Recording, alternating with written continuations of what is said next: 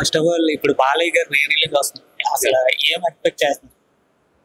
Block buster Balayya Babu blockbuster ఎందుకంటే it is a good film అండి. It's a film that I'm as a director I'm very proud of. Remake చేసినా కూడా దాన్ని చాలా original దానికి దీనికి చాలా డిఫరెన్సెస్ ఉంటాయి, చాలా మార్చాము. So I'm very proud of this film.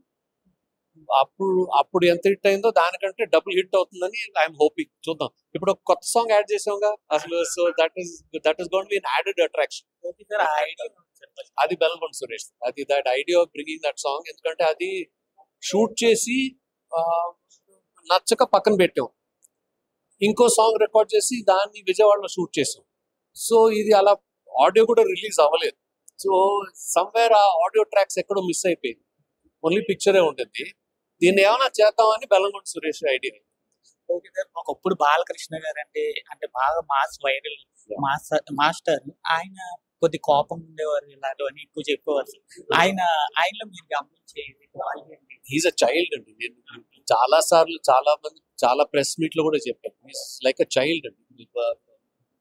Art లో ఏముందో అది చెప్పేస్తుంటాడు. That is what he's. That is what children are. చిన్నపిల్లలు అలాగే ఉంటారు కదా. So that is what he is. My experience as a director was also the same. He was like a student. He was like with a director, he was like a student. It was wonderful working. అప్పటికి ఇప్పటికి ఏమైనా మార్పు ఏ మార్పు లేదు. Is the same. ఇప్పుడు only thing ఏంటంటే ఆయన ఎక్కడికో వెళ్ళిపోయాడు ఇప్పుడు ఇన్ టర్మ్స్ ఆఫ్ ఇది ఆయన ఫాలోయింగ్ కానీ ఏది పిక్చర్స్ అఖండ అవన్నీ అసలు ఇంకో లెవెల్కి వెళ్ళిపోయింది కదా. సో ఇప్పుడు అదే అన్నాను ఇందాక, ఆయనకి ఇప్పుడు కథలు రాయాలంటే చాలా కష్టం. ఇప్పుడు ఆయనతో సినిమా చేయాలంటే ఏ టైప్ ఆఫ్ మూవీ చేయాలి? నేను ఆయనతో ఏదైనా చేస్తే డెఫినెట్లీ మైథలాజికల్ ఫిల్మే చేస్తాను. ఆయనతో చేస్తే మైథలాజికల్, ఎందుకంటే అదే చేయాలి.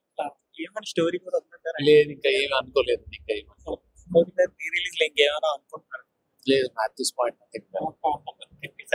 Thank you.